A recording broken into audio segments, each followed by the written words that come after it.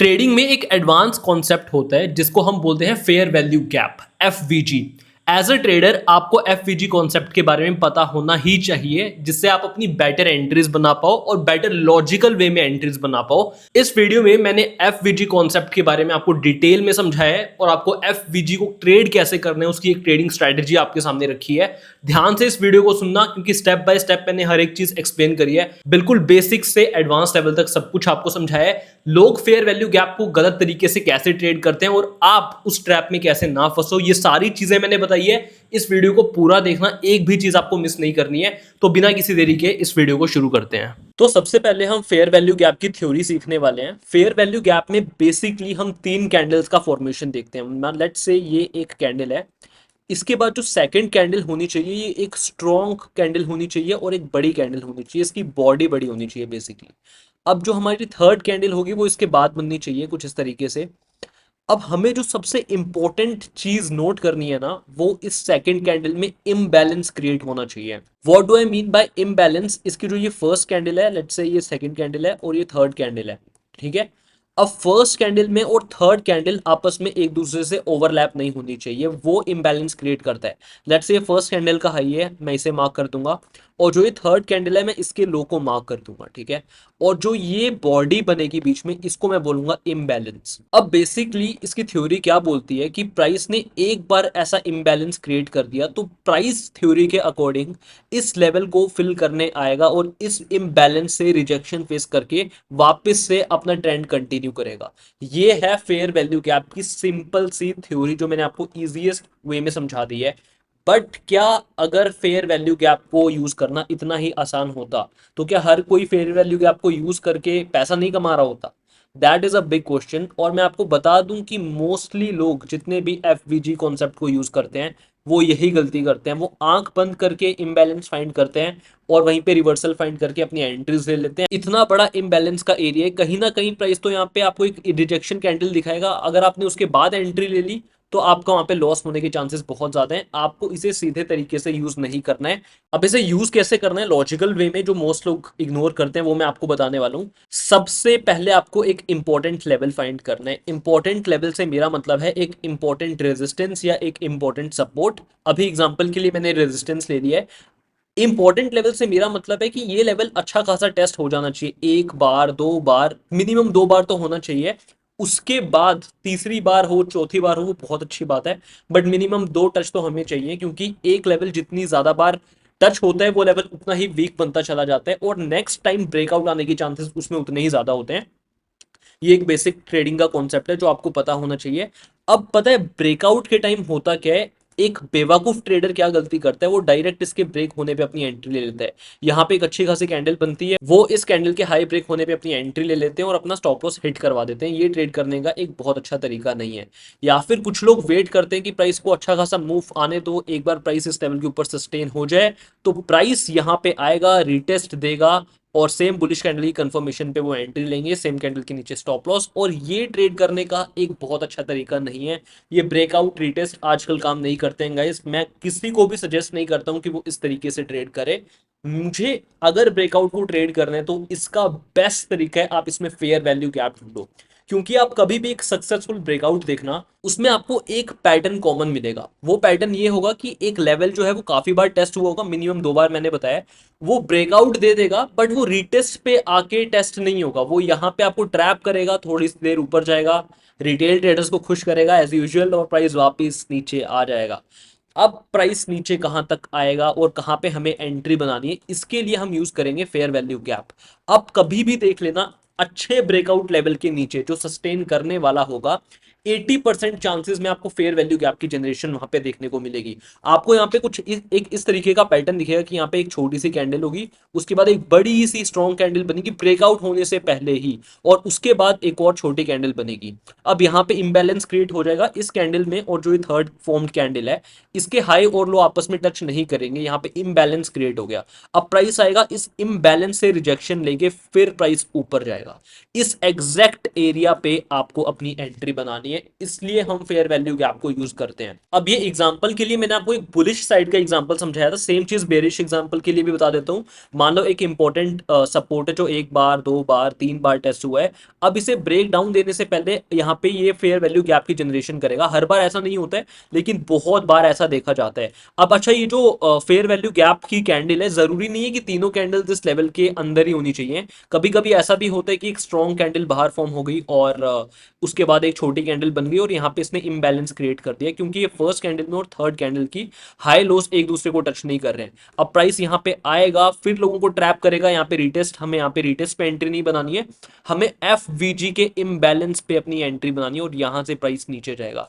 इस चीज का आप ध्यान रखना। तो फेयर वैल्यू गैप की हमने पूरी थ्योरी पढ़ लिया। अब एक चीज और मैं आपको प्रॉपर एग्जांपल्स पे जाके भी दिखाऊंगा कि आपको स्ट्रेटेजी कैसे अप्लाई करनी है।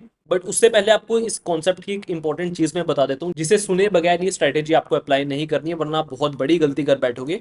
अच्छा, फेयर वैल्यू गैप तो ठीक है, बट मेरा आपसे एक क्वेश्चन है। ये कैंडल बनी, ये एक बहुत बड़ी कैंडल बनी और ये अगली एक छोटी सी कैंडल बनी, ये इम्बैलेंस क्रिएट भी हो गया, ठीक है।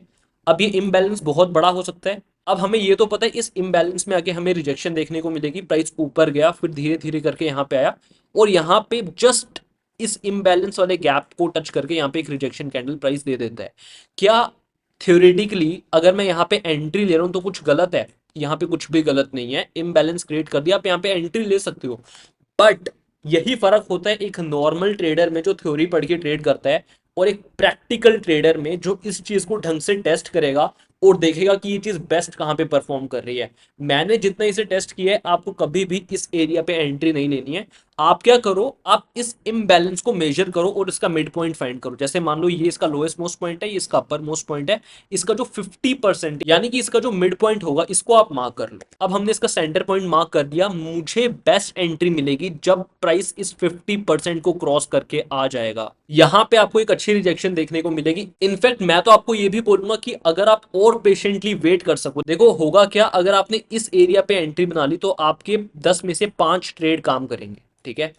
अगर आपने इस एरिया पे एंट्री बना ली, इस 50% और इम्बैलेंस का गैप जहां से स्टार्ट हुआ है, इस लेवल पे आप एंट्री बनाओगे तो आपकी स्ट्रेटेजी 10 में से 6 बार काम करेगी और इसके साथ इसके रिस्क रिवॉर्ड और हाई होंगे। बट अगर आप और पेशेंटली वेट कर सको तो आप वेट करो इस बड़ी कैंडल के लोएस्ट मोस्ट पॉइंट पे आने के। प्राइस इस लेवल पे आएगा, यहां पे अगर आपको कोई अच्छी कैंडल दिखा देता है, इसके चलने की प्रोबेबिलिटी होगी 10 में से 8 बार या 7 बार। ये बहुत हाई एक्यूरेट ट्रेड आपको मिलते हैं यहाँ पे, और इसके साथ इसके जो रिस्क रिवॉर्ड होंगे वो और भी हाई होंगे। सो मेक श्योर आप यहाँ पे एंट्री ना बनाओ, यहाँ पे एंट्री ना बनाओ। अगर आप बना सकते हो तो यहाँ पे एंट्री बनाओ, बट ये कहना बहुत आसान है कि आप यहाँ पे एंट्री बनाओ। It comes with a lot of patience. इतना पेशेंस किसी में नहीं होता है। लोग एक लेवल आइडेंटिफाई करते हैं, उसके बाद फेयर वैल्यू गैप भी आइडेंटिफाई कर लेते हैं, इम्बैलेंस भी फाइंड कर लेते हैं। वो देखते हैं कि यार अच्छा यहाँ पे नहीं लूंगा, चलो यहाँ पे तो मैं एंट्री लेता हूँ। व्हाट इफ इतना पेशेंटली वेट करने के बाद भी मेरी एंट्री मिस हो गई तो मैं क्या करूंगा? ये सारी चीजें आपको हटानी पड़ेगी। इन सब चीजों को हटा के अगर आप कर सको तो आप यहाँ पे एंट्री बना लो। आप कभी भी रिग्रेट नहीं करोगे। आपका विन रेट और आपके रिस्क रिवॉर्ड दोनों बहुत हाई रहेंगे। तो अब हम यहाँ चार्ट्स पे आ चुके हैं और मैं आपको दिखाऊंगा कि लाइव मार्केट में आपको कैसे एग्जांपल्स देखने को मिलेंगे। सबसे पहले यहाँ पे मुझे काफी अच्छा एग्जांपल दिख रहा है। ये एक इंपॉर्टेंट लेवल है मेरे लिए, जो एक बार टेस्ट हुआ है, 2 बार टेस्ट हुआ है, 3 बार टेस्ट हुआ है, यानी कि ये लेवल एक अच्छा है और काफी बार टेस्ट भी हो चुका है। प्राइस ने ब्रेकआउट भी दे दिया इसे। ओके, अब मैं देखूंगा कि ब्रेकआउट देने से पहले क्या यहाँ पे कोई फेयर वैल्यू गैप का जनरेशन हुआ है। अगर मैं सब कुछ इरेज कर दूं तो, और अगर मैं इस एरिया को ऑब्जर्व करूं तो यहाँ पे मुझे क्लियर इम्बैलेंस क्रिएट होता हुआ दिख रहा है। ये एक कैंडल है, ये सेकंड बड़ी कैंडल है और ये थर्ड कैंडल है। इसके बीच में एक इम्बैलेंस क्रिएट हुआ है और ये ब्रेकआउट के लेवल के नीचे हुआ है, तो इसकी वैल्यू और भी ज्यादा है। अब मैं वेट करूंगा कि प्राइस इस इम्बैलेंस को फिल करने आए। मैंने आपको क्या कहा था? आपको पेशेंटली वेट करना है। प्राइस का जो लोएस्ट मोस्ट पॉइंट है, इसको ट्रैप करने के बाद प्राइस ने एक स्ट्रॉन्ग बुलिश कैंडल का फॉर्मेशन यहां पर किया है। यहां पे मैं एंट्री लूंगा with the stop loss of this same candle. इसके रिस्क रिवॉर्ड आपके बहुत हाई होने वाले हैं गाइस। अगर मैं आपको इसका लॉन्ग पोजीशन यहाँ पे मार्क करके दिखाऊं तो यहाँ पे मेरी एंट्री होगी, सेम कैंडल के नीचे मेरा स्टॉप लॉस जाएगा और आपका जो मैक्सिमम इसमें पॉसिबल रिस्क रिवॉर्ड आपको मिला है दैट इज 1:7.27, ऑलमोस्ट 1.7 का रिस्क रिवॉर्ड है। बट 1:7 होल्ड करना एक बहुत डिफिकल्ट टास्क है, and let me be just very honest, आपको हर रोज 1:7 के रिस्क रिवॉर्ड नहीं मिलेंगे। इंस्टेड ऑफ दिस आप 1:3 एंट्री का मिनिमम रिस्क रिवॉर्ड तो प्लान कर ही सकते हो। और देखते हैं हमें कोई अपॉर्चुनिटी मिलती है। आपको ना स्टॉक मार्केट में क्या करना है उससे पहले ये पता होना चाहिए कि आपको क्या नहीं करना है। अब आप इस एग्जांपल को देखो, ये लेवल ब्रेक हो चुका है, प्राइस ने यहाँ पे भी एक इम्बैलेंस क्रिएट किया। अगर आप देखोगे ये कैंडल का लो है और ये एक अगली बड़ी कैंडल है और ये कैंडल का हाई है, तो यहाँ पे इम्बैलेंस क्रिएट हो गया। प्राइस यहाँ पे आया, इम्बैलेंस पे प्राइस ने रिजेक्शन दी और प्राइस यहाँ से नीचे।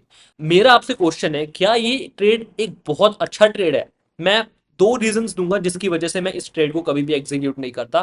पहली चीज, मेरे लिए सबसे इंपॉर्टेंट है लेवल। अगर लेवल नहीं होगा तो मैं फेयर वैल्यू देखूंगा भी नहीं। इसमें ये लेवल कोई बहुत स्ट्रॉन्ग लेवल नहीं है। जिस प्राइस आया एक लेवल को तोड़ के नीचे चला गया, ये लेवल बार बार टेस्ट नहीं हुआ है, तो मैं इस लेवल पे ट्रेड नहीं करूंगा। दूसरी चीज, अगर मैं फेयर वैल्यू गैप की बात करूं तो मैं इस इम्बैलेंस को काउंट भी नहीं करूंगा, क्योंकि मुझे यहाँ पे जो सबसे बड़ी कैंडल दिख रही है वो ये वाली कैंडल नहीं है, वो ये वाली कैंडल है। ये एक इम्बैलेंस क्रिएट हुआ है। अगर प्राइस इस लेवल तक आता, यहाँ पे इम्बैलेंस क्रिएट हुआ है, अगर प्राइस इसको तोड़ के आता और इस लेवल के आसपास मुझे एक स्ट्रॉन्ग रिजेक्शन देता, तो यहाँ पे सेल करने की एक बहुत अच्छी अपॉर्चुनिटी मिलती और मैं यहाँ पे सेल करता, प्रोवाइडेड अगर ये लेवल कम से कम 2 बार 3 बार टेस्ट हुआ होता। तो उसके बाद फेयर वैल्यू गैप जनरेट करने के बाद मूव आता, फिर मैं रीटेस्ट का वेट करता और यहाँ पे इसे सेल करता। That makes more sense. तो आई होप गाइस आपको इस वीडियो में फेयर वैल्यू गैप के बारे में सीखने को मिला होगा, कहां पे आपको फेयर वैल्यू गैप यूज करना है और कहां पे यूज नहीं करना है। ये सब कुछ मैंने आपको बताया है। आप इसे अपने एंड पे बैक टेस्ट करो और ट्रेडिंग में अप्लाई करो। मैं मिलता हूं आपसे ऐसे किसी नेक्स्ट वीडियो में। आप सभी को आपकी ट्रेडिंग जर्नी के लिए गुड लक।